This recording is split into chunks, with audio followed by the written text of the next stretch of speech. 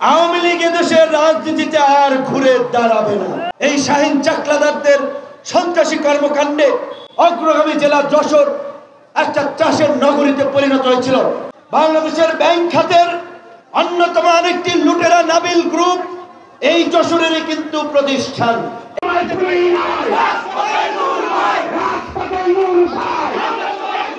বাংলাদেশের এই বিদ্যমান দুর্বৃত্তায়িত কালো টাকা বেশি শক্তি এবং আধিপত্য বিস্তারের অপরাজনীতি বন্ধ করতে হবে। নির্বাচনের টাকার খেলা বন্ধ করতে হবে, তবে এই দেশে পরিবর্তন আসবে। ওই কালো টাকা এবং বেশি শক্তির কারণে ভালো মানুষের পরিবর্তে ইয়াবাবদি, বিশ্বু শামসু এই ধরনের লোকেরা এমপি হয়। বাংলাদেশের ব্যাংক খাতের অন্যতম আরেকটি লুটেরা নাবিল গ্রুপ এই যশোরেরই কিন্তু প্রতিষ্ঠান, এই যশোরেই তাদের বাড়ি। আজকে বাংলাদেশের ব্যাংক থেকে লক্ষ লক্ষ কোটি টাকা লুটপাট করে দেশে না একেবারে সিঙ্গাপুর, কানাডা, সাইপ্রাস, ইউরোপ, আমেরিকায় নিয়ে গেছে এই দেশের টাকা। আজকে গত কয়েকদিন ধরে পত্র পত্রিকায় রিপোর্ট হচ্ছে বিশ্ববাজারে দ্রব্যমূল্যর নিম্নগতি, জিনিসপত্রের দাম কম, চালের দাম 40 ভাগ কমেছে, তেলের দাম 20% কমেছে, জ্বালানি তেলের দাম বাংলাদেশে কমে নাই। কারণ বাংলাদেশে একবার যেটা বাড়ে সেটা আর কখনো কমে না। আমরা আশা করেছিলাম এই সরকার তো অন্যদের মতো লুটেরা সরকার নয়, ভাগ বাটোয়ারার সরকার নয়, অন্তর্বর্তীকালীন সরকার। কাজেই তারা জনগণের জন্য ভালো কিছু করে দৃষ্টান্ত রেখে যাবেন, যেটা নিয়ে কম্পেয়ার করা হবে, পরবর্তী সরকারের সাথে তুলনা করা হবে। কিন্তু খুব দুঃখের সাথে গত 1 বছর পর্যবেক্ষণ করেছি, ওই বরিশালের ভাষা একটা কথা বলে, আমি যেহেতু ওই অঞ্চলের ছেলে, আগের হাল যেমনে যায় পেছনের হাল সেই দিকেই যায়। তো ওই যে আগের সরকারের যে দুর্নীতি, দুঃশাসন, দুর্বৃত্তায়ন, ক্ষমতাকে কুক্ষিগত করার যে প্রবণতা, এই সরকারকেও আমরা তার ব্যতিক্রম কিছু দেখি নাই। একের পর এক পিএসের দুর্নীতি পত্র পত্রিকা আসতেছে, একজন উপদেষ্টা পদত্যাগ করে নাই। আমরা আওয়ামী লীগের স্বাস্থ্যমন্ত্রী ছিলেন জাহিদ মালেক, করোনাকালীন সময়ে যেটা বলেছিল, মহামারীর মধ্যে দুর্নীতির আরেক মহামারী দেখেছিলাম। ক্ষমতাকে সবাই ভোগ করতে চায়, এনজয় করতে চায়, ফ্ল্যাগ উড়িয়ে চলতে চায়।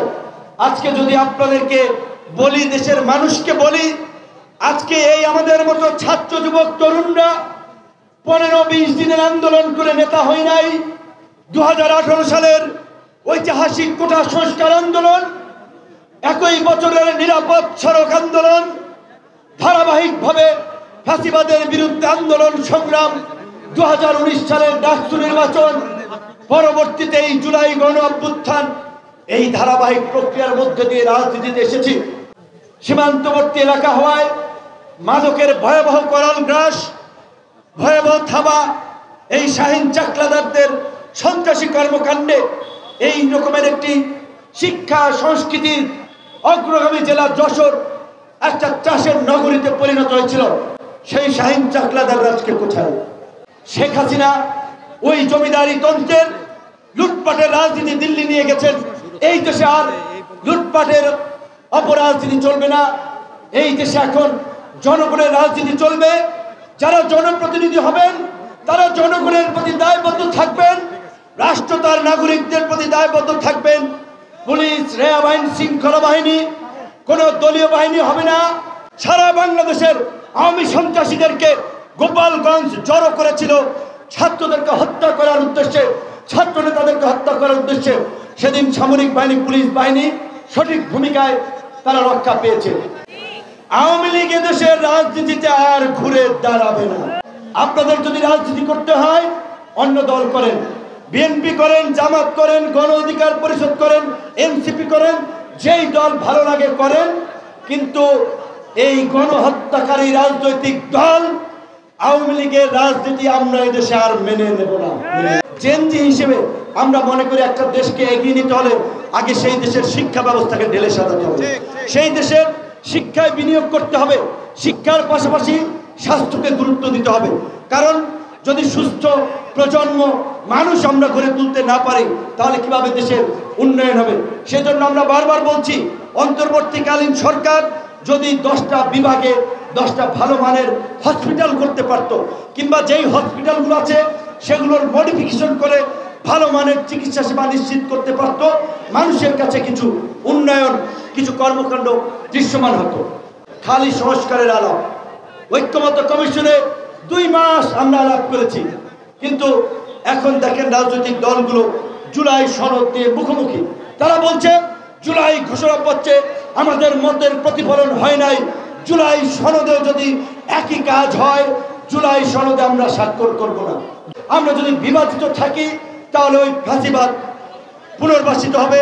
তাই যে কোনো মূল্যে ন্যূনতম ছাড় দিয়ে হলেও আমাদেরকে একটা ঐক্যের জায়গায় আসতে হবে।